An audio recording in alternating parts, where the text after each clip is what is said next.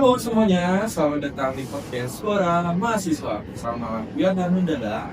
Bareng gue, Junita Putra, dan rekan saya, Jonathan Christian dan Jupiter Ending. Oke, nah untuk kali ini kita bakal membahas kasus korupsi di Indonesia. Nah, untuk Jonathan sendiri nih pandangannya, kalau menurut Jonathan, kasus korupsi di Indonesia itu bagaimana? Kalau kita ngomongin korupsi korupsi itu kan udah terjadi itu udah lama banget dari zaman nenek moyang, kakek nenek, berlanjut sampai sekarang ini. Kan kalau kita bicara tentang korupsi itu udah menjadi makanan sehari-hari lah. Korupsi itu kayak apapun, setiap pekerjaan apapun korupsi, atau ada kerja sedikit korupsi, ada celah sedikit korupsi, itu tuh yang menjadi itu apa ya, kayak habit lah bagi sebagian orang tuh korupsi itu. Enggak. Berarti kalau untuk menurut Jonathan itu di Indonesia itu nama baik pekerja-pekerja kita tuh udah jelek banget dari zaman dulu. Sebenarnya secara langsung bisa dibilang gitu ya, karena kan kalau yang saya tahu nih, belakangan ini tuh ketua kayak salah satu contoh nih di zaman nenek moyang kita dulu tentang kerja rodi zaman Belanda. Nah kan kalau misalnya ketua itu mulai ketua bahwa kalau misalnya korupsi itu ternyata si VOC itu sendiri, kan VOC itu dari Belanda namanya. Si VOC itu sendiri sebenarnya mempekerjakan kerja rondi pada masyarakat Indonesia itu sebenarnya mereka tuh bayar ke gubernur Indonesia, cuman sayangnya di berita itu tertulis bahwa si gubernur ini yang nggak memberikan upah ke si para kerjanya. Jadi bisa dibilang si gubernurnya nilap lah duit dari gaji para si kerja itu. Nah, kalau untuk Jupiter nih, menurut Jupiter kalau kasus di korupsi Indonesia itu gimana sih? Udah pandangan Korupsi ya, kalau kita bicara tentang korupsi memang ini sudah menjadi hal yang sangat bukan lumrah ya. Sudah banyak praktek korupsi terjadi di Indonesia, dan ini memang bukan hal yang tidak mengherankan lagi. Masyarakat memang sudah banyak mengetahui tentang berita-berita korupsi di luar sana gitu. Jadi yang mungkin memang awal dulu pada zaman nenek moyang itu, mungkin awalnya kita kaget atau mungkin kita merasa ini tidak adil nih, harus berantas gitu. Nah, cuma biasa sih awalnya. Iya, cuma memang seiring berjalannya waktu hal itu terus terjadi sampai juga beberapa kasus juga memang udah terlibat dalam hal politik, dalam hal sosial, misalkan kayak pengkorupsian bantuan sosial, pengkorupsian di instansi pemerintahan itu udah banyak sekali terjadi, sehingga memang untuk hukuman, untuk sanksi yang dikenakan itu kadang beragam ya. Ada yang bisa dikenakan sanksi yang berat ataupun kasusnya berat tapi sedang ringan. Ini menjadi hal yang sangat pada kontrak gitu sih. Sebenarnya sih korupsi itu sebenarnya polisi bilang mungkin awalnya itu pelaku-pelakunya mungkin awalnya itu nggak terbiasa takut, cuman karena seiring jalan waktu makin lama mereka dapat untung dari hasil korupsi itu lama-lama enakan, terus lanjut ke anak cucu jadinya, jadi turun menurun terus dilakukan itu sampai kemana-mana, itu sampai mulai dari kegiatan sehari-hari, pekerjaan, sampai ke instansi sih, itu yang paling parah. berarti kalau bisa dibilang kasus korupsi di Indonesia itu udah layaknya sistematik lah ya. Ya harus dibilang sih seperti itu sebenarnya. Atau bisa dibilang sistem pengawasan kita yang kurang ketat atau ada lubang gitu ya. Ya itu sih memang kalau dari sistem pengawasan ya kita masih sangat kurang, apalagi kalau di daerah kecil ya, misalkan kepala desanya melakukan tindakan korupsi. Nah itu kan di satu memang mungkin karena mungkin banyaknya di kota-kota metropolitan seperti Jakarta, maupun IKN atau lain-lain. Dan di dalam daerah-daerah tersebut itu kurang ada di pengawasan di pemerintah. Dan bahkan tuh pemerintahnya sendiri, orang-orang dalam pemerintahnya sendiri itu melakukan korupsi juga. Jadi memang sifatnya itu yang mengakar banget sih, sampai untuk dijatuhkan hukuman aja itu kita mentoknya di HAM gitu.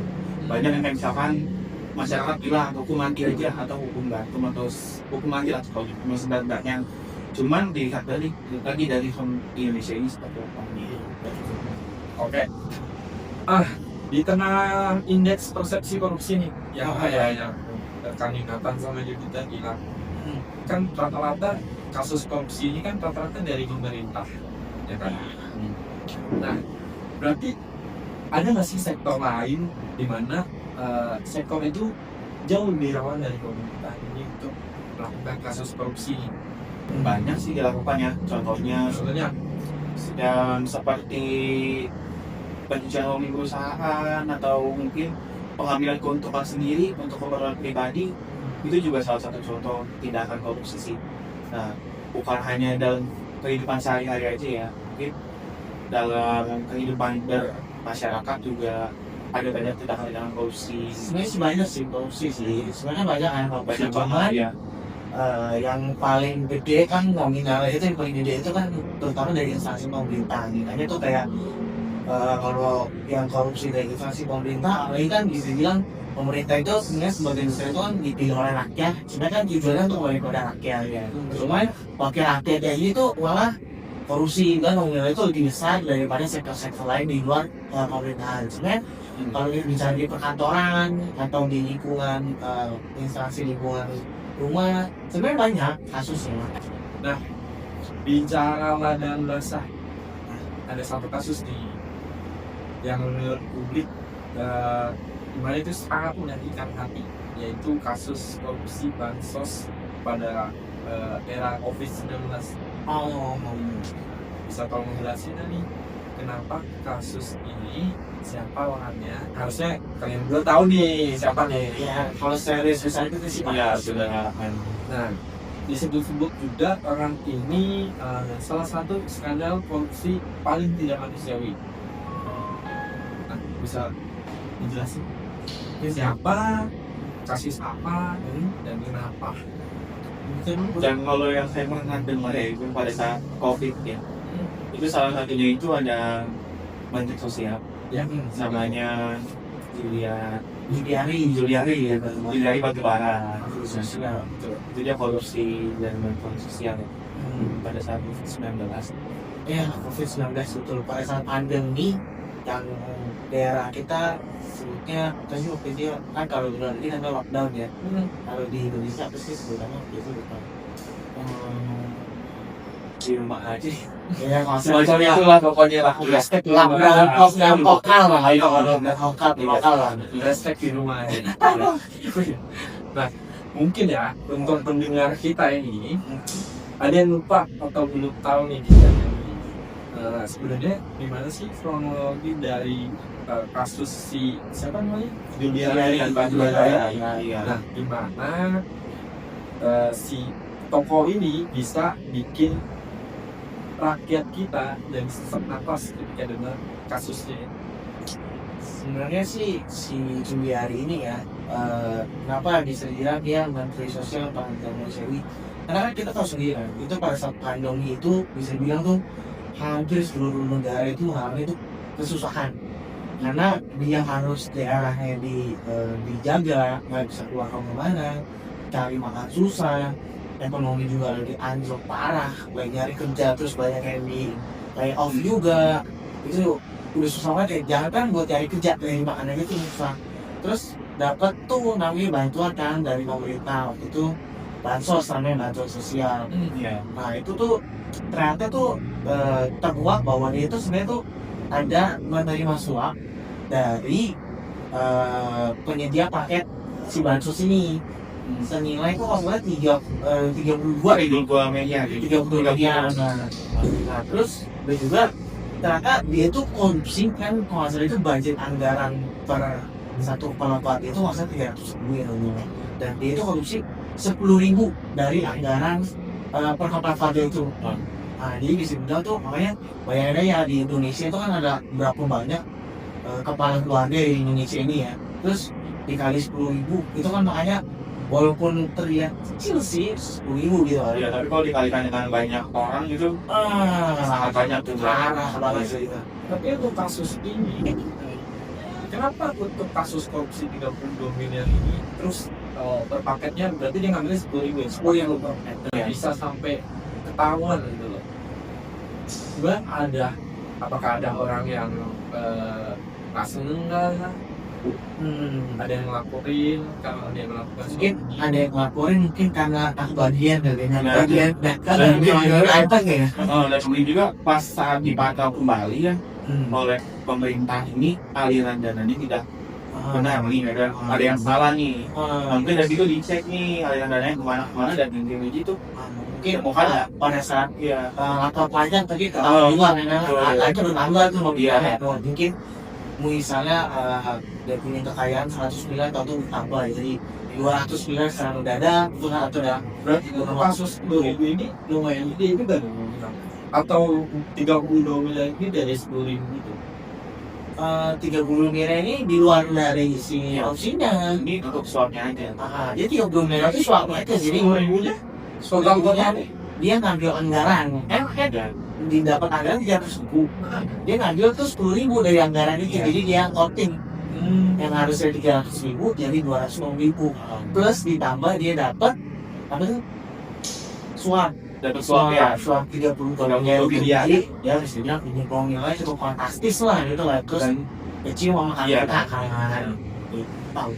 dan kalau ditotalkan juga ya berdasarkan artikel yang saya baca gitu ya, itu sekitar 200 miliar sih hampir keseluruhan total kerugiannya gitu. dari 10.000 itu. Dari 10.000 itu dan dari jumlah bansos yang dikorupsi oleh si Juliana ini. Nah mungkin kan, apalagi pada saat itu kan si para menterinya masalah itu kena potongan juga ya dalam proses membantu masyarakat masyarakat yang terkena dampak ya. Dia malah tuh dapat dana, dapat masuk pendapatan penghasilan tuh gede banget mendadak. Apalagi sekarang dia menteri kan dari penghasilan lain terus atau dapat 200 miliar. Itu kan kayak Berapa jahat, kali. kayak mesti curigai ini orang kayak gitu kan.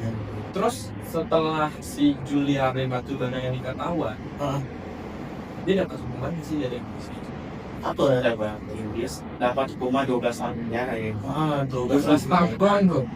12 ada sebentar dulu ada lagi yang banyak 12 tahun penjara, terus sambil denda kan 500 juta. Cuman mau nggak salah sih dengan dokter dia itu dapat potongan subsidi dari pemerintah karena dia itu apa namanya, dia itu mengajuin banding bahwa dia itu jadi cisaran masyarakat. Iya. Dia tuh pokoknya dihina, dimohon sampai ke keluarga-keluarganya dia lah. Terus akhirnya karena hakim juga berpikir oh iya kasihan ya, akhirnya dapat subsidi kosan itu sekitar 6 bulan deh subsidi penjara.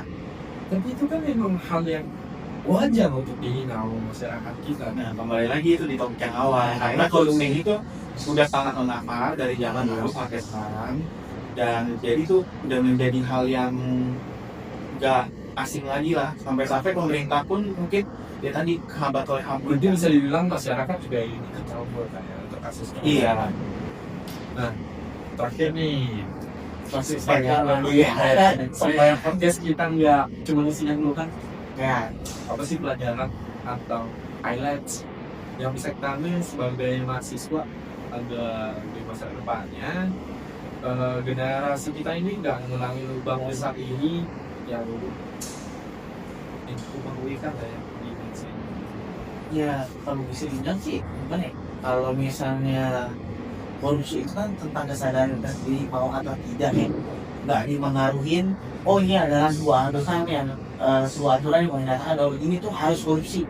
Itu sebenarnya kesadaran belum, walaupun ada banyak kan orang bilang di situ ada kesempatan, di situ orang tampil gitu kan. Benar. Cuma kan di satu sisi kalau kita lihat kesempatan, kalau kita nggak mengambil, ibaratnya kalau iman kita kuat tidak terpengaruh kan bisa aja dong. Sebenarnya kan korupsi itu pilihan mau atau tidak, itu kan mulai sadar. Makanya paling kalau kita sih dari mahasiswa, kalau saya sendiri saya sih harap kita paling menyadarkan tentang korupsi itu nggak baik. Walaupun memang impact-nya mungkin orang bilang cuma dibilangin juga iya, dibilangin juga batu lah kalau orang bilang.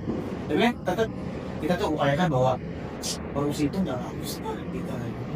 Kalau kita Kalau saya sendiri sih yang pasti kita sebagai mahasiswa ini bertindak untuk tidak melakukan korupsi ke depannya. Apalagi kapasitas kita ini sebagai mahasiswa ya, dimana kita juga diajarkan tentang Pancasila, warga negara yang baik. Kita bisa aja nanti setelah kuliah atau mungkin setelah selesai pelajaran Masih orang nggak ada yang tahu sih. Iya. Masih kalau di wakil rakyat lagi Wakil depannya. nah, kita menumbuhkan edukasi juga nih pada generasi kita yang bawa kita. Contohnya kita juga ada mungkin bawa seminar untuk tapi fakultas kalau untuk korupsi itu kejauhan aja berselumpah di depan.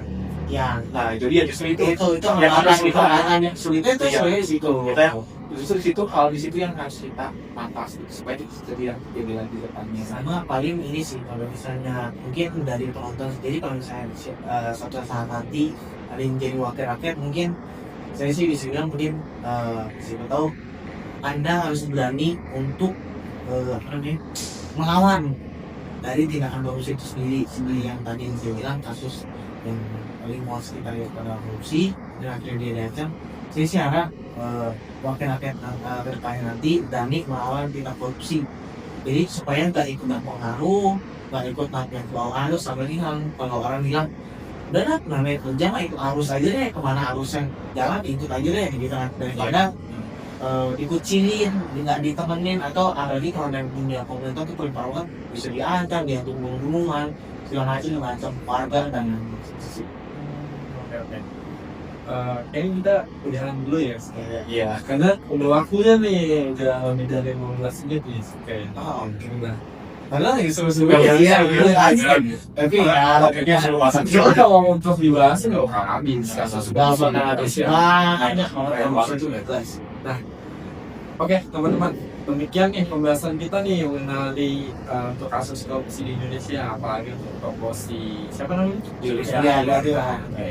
Nah untuk kali ini kita pamit undur diri. Terima kasih. Apa deh? Bye bye. Bye bye.